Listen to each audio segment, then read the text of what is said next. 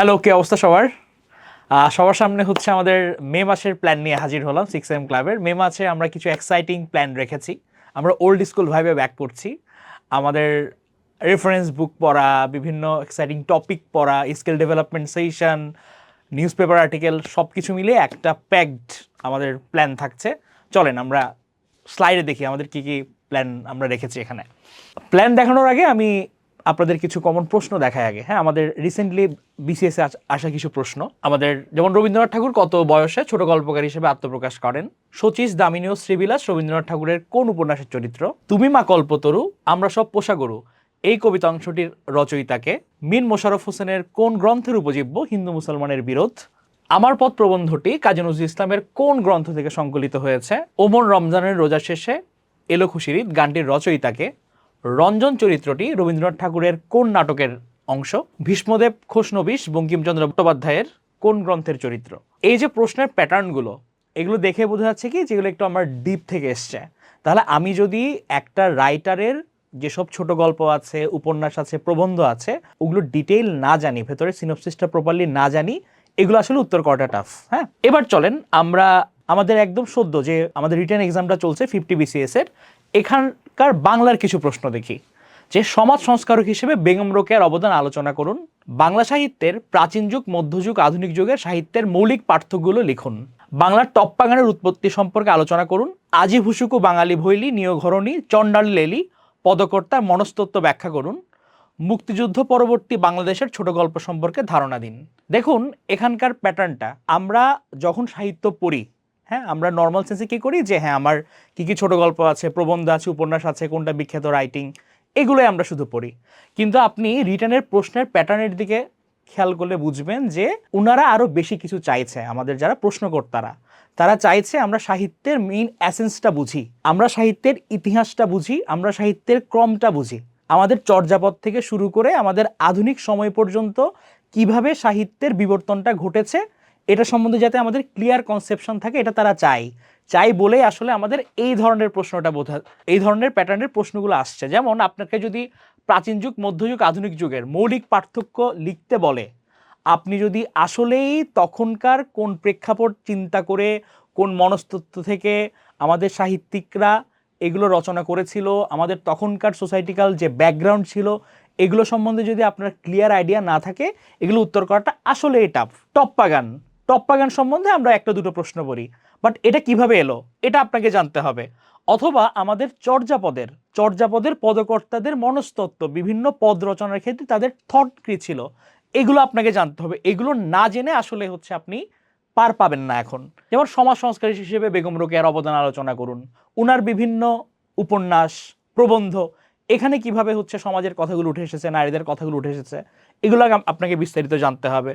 অথবা বাংলাদেশের ছোট গল্প সম্পর্কে মুক্তিযুদ্ধ পরবর্তী, মানে ছোট গল্পেরও বিভিন্ন যে ধারা, মুক্তিযুদ্ধের আগে কেমন ছিল, পরবর্তীতে কী কী অ্যাড হলো, কী কী ধরনের চেঞ্জেস আসছে, এগুলো ডিটেইল তারা জানতে চাচ্ছে। এখন আপনি যদি গদবাঁধা পড়ে যান, আপনি যদি রেফারেন্স বুকগুলো না পড়েন, ডিটেইল না জানেন, তাহলে কিন্তু টাফ এখনকার এই যে প্যাটার্ন, এটাতে সারভাইভ করা। কারণ দিন শেষে কিন্তু ভাই আমার প্রিলিমিনারি ক্র্যাক করা আমার টার্গেট না। আমার টার্গেট করা আলটিমেটলি কি, আমি একটা ক্যাডার হব, আমি হয় বাংলাদেশ ব্যাংকের এডি হব, আমি একটা ভালো চাকরি পাবো। আমাকে চিন্তা করতে হলে এখন প্রিলিমিনারি, রিটেন, ভাইভা সব কিছু মাথায় রেখেই আগাতে হবে। এই কারণে আমরা 6am ক্লাব মে মাসে একটা প্ল্যান নিয়ে এসেছি। কি প্ল্যান? বাংলা সাহিত্যের সুপারস্টার যাকে আমরা বলি ওরা 11 জন, হ্যাঁ, যেখান থেকে সবচেয়ে বেশি মার্ক আসে, হ্যাঁ, আমাদের রবীন্দ্রনাথ ঠাকুর, কাজী নজরুল ইসলাম, বঙ্কিমচন্দ্র, ঈশ্বরচন্দ্র, দীনবন্ধু মিত্র, মীর মোশাররফ হোসেন, বেগম রোকেয়া সাখাওয়াত হোসেন, আমাদের মাইকেল মধুসূদন দত্ত, হ্যাঁ, এরকম টোটাল 11 জন যারা আছেন রাইটার, এদের সম্বন্ধে আমরা মে মাসে বিস্তারিত জানবো। আমরা নর্মালি কি করি, আমরা নর্মালি হচ্ছে কি হয়তো 11 জনকে আমরা 2 দিনে পড়ে ফেলছি, বাট আমরা মাস জুড়ে ইম্পর্টেন্স ভেদে বিভিন্ন রাইটারকে বিস্তারিত পড়বো। যেমন আমরা রবীন্দ্রনাথকে 3 দিন রেখেছি, আমরা 3 দিন ধরে ওনার একদিন ধরলাম ছোট গল্পগুলো পড়বো, একদিন প্রবন্ধগুলো পড়লাম, একদিন উপন্যাসগুলো পড়লাম। এই ছোট গল্পের মধ্যে সিনপসিসটা আমরা জানলাম, মেইন কাহিনীটা কি, এখানে কি ক্যারেক্টার আছে, এগুলো জানলাম। আমরা একদিন ঈশ্বরচন্দ্র বিদ্যাসাগরের যে ইম্পর্টেন্ট রাইট আপগুলো আছে এগুলো সম্বন্ধে জানলাম। তাহলে আপনার যখন ডিটেইলড প্রশ্ন আসবে প্রিলিমিনারিতে, আপনি অবশ্যই পারবেন। ক্যারেক্টার থেকে প্রশ্ন আসলে অবশ্যই পারবেন। আপনাকে যদি রিটার্নের মধ্যে একটা প্রশ্ন আসে যে হ্যাঁ ঈশ্বরচন্দ্রের ভ্রান্তিবিলাস, এটা সম্বন্ধে আপনি মূল্যায়ন করুন, আপনি কিন্তু অলরেডি এটার আইডিয়া যেহেতু মাথায় আছে, আপনি লিখে আসতে পারবেন। এই কারণে আমরা চিন্তা করেছি যে আমরা এমনভাবে প্ল্যানটা সাজাই যাতে আমাদের ডিটেইল কাভার হয়, নট অনলি প্রিলিমিনারি, আমাদের প্রিলিমিনারি, আমাদের রিটেন, আমাদের ভাইবা, সবগুলোতেই যাতে আমাদের এই নলেজটা কাজে লাগে।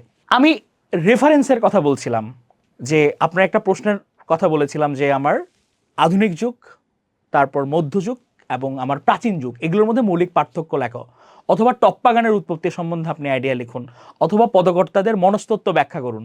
এখন এই জিনিসগুলো জানার জন্য আমাদের ইতিহাসটা কিভাবে বিবর্তিত হয়েছে, আমাদের যে সান্ধ্য ভাষা, দুর্বোধ্য ভাষা, এটা থেকে এখন যে শ্রুতিমধুর ভাষা, আমরা যে কথা বলছি, আমাদের যে সাহিত্যের এই যে ক্রমবিবর্তন, এটা কিভাবে এসছে, এটার জন্য বেস্ট ওয়ে হচ্ছে জানার লাল নীল দীপাবলি। গল্পাকারে খুব সুন্দরভাবে হুমায়ুন আজাদ বিস্তারিত এটাতে বর্ণনা করেছেন। আমরা মে মাসে 3 দিনে চমৎকারভাবে আমরা পুরো বইটা শেষ করব, যেটার ফলে আপনার প্রিলিমিনারি তো বটেই, প্রিলিমিনারি, রিটেন, ভাইভা সবগুলোতে হেল্পফুল হবে। এবং এটা কিন্তু পুরো বাংলা সাহিত্যের একটা ক্রমান্বয়ের একটা সিনোপসিস পুরোটাই, মানে পুরো আমার যে 3টা যুগ, এই 3টা যুগের খুব সুন্দর একটা সামারাইজ প্যাকেজ হচ্ছে আমাদের এই লাল নীল দীপাবলি, এটা আপনি পাচ্ছেন। তাহলে আমরা যদি শুধুমাত্র লাল নীল দীপাবলি এবং ওরা 11 জন এটাও যদি চিন্তা করি, আপনি যদি প্রিলিমিনারির কথাও চিন্তা করেন, প্রিলিমিনারির কিন্তু 15-র মধ্যে 10 মার্কস এখানে ভাই কাভার্ড। এর পাশাপাশি আপনার রিটেন, ভাইভা এগুলো তো আছেই। আমাদের পিটুয়েতে একটা কমন প্রশ্ন থাকে যে আপনাদের পাওয়ার পয়েন্টগুলো আমাদের অনেক কালারফুল হয়। এখন আমাদের এই পাওয়ার পয়েন্ট কালারফুল হয় এবং আমাদের অনলাইন যে ক্লাসগুলোর এগুলো প্রাণভূমটা কিন্তু পাওয়ার পয়েন্ট। তাহলে আমরা কি করেছি, আমরা কিভাবে স্লাইড বানাই, আমাদের একদম স্লাইড মেকিং যে বেসিক্সগুলো আছে মাইক্রোসফট পাওয়ার পয়েন্ট, এটার জন্য আমরা একটা ডেলং সেশন রেখেছি। এই সেশনটা নেবেন হচ্ছে আমাদের আরফিন ভাই। আপনারা একদম স্লাইড মেকিংসের আদ্যপান্ত এবং বেসিক থেকে শুরু করে কিভাবে সুন্দর একটা চলনসই স্লাইড বানানো যায়, এটা আপনারা এই মাসে যারা এনরোল করবেন আমাদের মে মাসে, তারা এই সুযোগটা পাবেন। ধরেন হচ্ছে আমরা যারা স্টুডেন্ট আছি বা জব লাইফে আছি, আপনারা জানেন যে আমাদের কিন্তু প্রেজেন্টেশনটা এটা দিতে হয়, এবং আমরা এই জায়গায় অনেকখানি পিছিয়ে থাকি। আমাদের যে এডুকেশন সিস্টেম, আমাদের এই জিনিসগুলো শেখানো হয় না। বাট আপনি যদি প্রপার একটা প্রেজেন্টেশন ডেলিভার করতে পারেন, আপনি দেখবেন আপনার টিচারদের সামনে, আপনার কলিগদের সামনে, আপনার বসের সামনে আপনার কিন্তু গ্রহণযোগ্যতাটা অনেকাংশেই বেড়ে যাবে। হ্যাঁ, এবং জব লাইফে তো ভাই এটার ইম্পর্টেন্স বলে শেষ করা যায় না।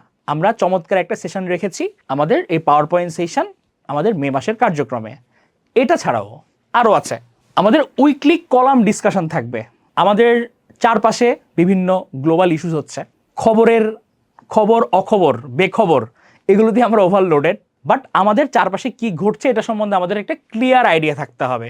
যদি আমার ক্লিয়ার আইডিয়া থাকে, তাহলে আমি ফোকাস রাইটিং, আমার রচনা, আমার যে কোনো ধরনের হচ্ছে ডেসক্রিপটিভ আনসার আমি খুব সুন্দরভাবে দিতে পারবো, যদি আমার এই নলেজটা থাকে, আমার অ্যানালাইটিক্যাল পাওয়ারটা গ্রো করে যে আমার আসলে এই চারপাশে কি ঘটছে। এই কারণে আমরা কি প্ল্যান রেখেছি, আমরা প্ল্যান রেখেছি যে আমরা প্রতি সপ্তাহে 1 সপ্তাহের নির্বাচিত যে কলামগুলো আছে এগুলো নিয়ে আমরা একটু আলোচনা করব, কোয়েশ্চেন আকারে আলোচনা করব, যেটা আমাদের রিটেনে অনেক হেল্প করবে। আবার আপনারা যদি প্রিলিমিনারির কথা চিন্তা করেন, যে আমার সাম্প্রতিক সময়ের যে প্রশ্নগুলো আসে এগুলো কিন্তু আরামসে আপনাদের কাভার হয়ে যাবে। অথবা আপনি প্রিলি রিটেন পেরিয়ে ভাইবা বোর্ডে গেলেন, টিচার হচ্ছে আপনাকে জিজ্ঞেস করলো বিভিন্ন অ্যানালাইটিক্যাল কোয়েশ্চেন। এখন আপনি যখন আমাদের ক্লাবের টাচে থাকবেন, আপনি অনেক দিন ধরে আমাদের সঙ্গে যুক্ত থাকবেন, আপনি চেঞ্জটা ফিল করতে পারবেন। আপনার কথা বলা, আপনার লেখা, আপনার চিন্তার ধরন সব কিছু পাল্টে যাবে আপনি যদি এভাবে একটা কম্বাইন্ড ওয়েতে, আমরা যে প্ল্যানটা দেখিয়েছি, আমাদের রেফারেন্স বুক, রাইটারদের সম্বন্ধে ডিটেইলস জানা, তাদের যে লিটারারি ওয়ার্ক আছে এটা সম্বন্ধে ডিটেইলস জানা, আমার একটা পাওয়ার পয়েন্ট সেশন, আমার একটা উইকলি কলাম ডিসকাশন, এগুলো যদি প্রপারলি আপনি যান, তাহলে দেখবেন এটা আপনাকে হিউজ বেনিফিটেড করবে। হ্যাঁ, তো আমাদের হচ্ছে ক্লাবের যারা এনরোল করতে চান, আমাদের জাস্ট আপনি p2a.academy এখানে চলে গেলেই পাবেন। হ্যাঁ, 6M ক্লাব এখানে কোর্সের মধ্যে দেখবেন, এখানে এনরোল নামে গেলে অটোমেটিক এনরোল করতে হবে, আপনাকে কাউকে টেক্সট করার প্রয়োজন নেই, একদম অটোমেটেড সিস্টেমে। এছাড়া আপনারা আমাদের ফেসবুক পেজের সঙ্গেও যুক্ত হতে পারেন, 6M ক্লাব p2a এটা লিখে সার্চ করলেই হচ্ছে আপনারা পেয়ে যাবেন। এই পেজের ইনবক্সেও আপনারা নক করতে পারেন। এটা ছাড়াও আপনারা যদি চান যে না আমরা আরো ডিটেইল কারোর সাথে কথা বলে জানবো, আমাদের এখানে হোয়াটসঅ্যাপ নাম্বার আছে 013296720059, এটার মাধ্যমে কিন্তু আপনারা যোগাযোগ করতে পারেন। তাহলে আপনাদের সবার সাথে হচ্ছে আমাদের মে মাসে দেখা হচ্ছে, এবং মে মাসে দেখা হওয়ার আগে আমাদের যে রুটিনটা এটা আমি হচ্ছে আপনাদের একবার দেখাই। এই যে দেখুন, আমাদের প্রতি শনিবার আমরা হচ্ছে নিউজ আর্টিকেলের প্ল্যান রেখেছি। এরপর হচ্ছে আমাদের ক্রমান্বয়ে রবীন্দ্রনাথ ঠাকুর সম্বন্ধে আমরা 3টা ক্লাস রেখেছি। আমরা একদিন ছোট গল্প, প্রবন্ধ, উপন্যাস, এখানে রবীন্দ্রনাথের জন্যই 3 দিন বরাদ্দ রেখেছি, কারণ ওনার অনেক সাহিত্য কর্ম আছে। প্রত্যেকটা আমরা বুঝে বুঝে পড়বো, একদম একটু ডিফারেন্ট ওয়েতে, একটু অ্যানালাইটিক্যাল ওয়েতে আমরা এভাবে আগাবো। কাজী নজরুল ইসলাম আছে। এরপর আমরা হচ্ছে শুক্রবার রেখেছি পাওয়ার পয়েন্ট সেশন, এরপর news article, Ishwarchandra Vidyasagar, Bankimchandra, Michael Madhusudan Dutta, Dinabandhu Mitra, Mir Mosharraf Hossain. এরপর আবারও নিউজ আর্টিকেল, এরপর কায়কোবাদ, বেগম রোকেয়া, জসিমউদ্দিন, ফরুক আহমেদ। 11 জন শেষ করার পর আমরা এক্সামের দিকে চলে যাব। এছাড়াও হচ্ছে কিছুদিন পর পর আপনাদের জন্য কিছু কিছু সারপ্রাইজ এক্সাম থাকবে। আপনারা কি পড়ছেন, কেমন আপনাদের আউটপুট, এটার জন্য আমরা এক্সামের ব্যবস্থা রেখেছি। হ্যাঁ, এরপর আপনারা হচ্ছে লাল নীল দীপাবলির, এটা আমাদের গ্রুপ প্রেজেন্টেশন হবে, যে আমাদের হচ্ছে 3টা দল তারা প্রেজেন্ট করবে। প্রত্যেক দলের একটা সার্টেন পোর্শন দেওয়া থাকবে। আপনারা যে পাওয়ার পয়েন্ট সেশন করেছেন ওটারও একটা প্র্যাকটিস হয়ে যাবে যারা পার্টিসিপেট করবেন। এবং আমরা খুব সুন্দর ওয়েতে লাল নীল দীপাবলির মেন অ্যাসেন্সটা, আমাদের বাংলা সাহিত্যের যে যাত্রাটা, ইতিহাসটা, এটা আমরা সুন্দরভাবে আয়ত্ত করব। এরপর আমাদের হচ্ছে ঈদুল আজহার বন্ধ চলে যাবে। বন্ধ চলে যাওয়ার পর, এবং চাকরি প্রার্থীদের জন্য কিন্তু বন্ধটা প্রিপারেটরি ফেজ হিসেবে চিন্তা করবেন।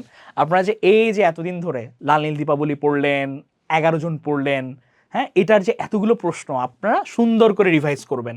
রিভাইজ করার পর আমরা 31 মেতে আমরা একটা চমৎকার একটা এক্সাম নেব বড়। হ্যাঁ, তো আশা করছি আমাদের এই যাত্রায় যদি আপনি থাকেন মে মাসে, আপনার একটা বাল কেমন কিন্তু কাভার হয়ে যাচ্ছে। হ্যাঁ, আপনার বাংলা সাহিত্য নিয়ে অনেকখানি টেনশন দূর হয়ে যাবে। আপনার নিউজ আর্টিকেল 4টা সেশনের মাধ্যমে কিন্তু আমাদের বিভিন্ন যে চারপাশে যে ক্রাইসিস চলছে, global crisis, international, national crisis, এগুলো সম্বন্ধে আপনার ক্লিয়ার কনসেপশন জেনারেট করবে।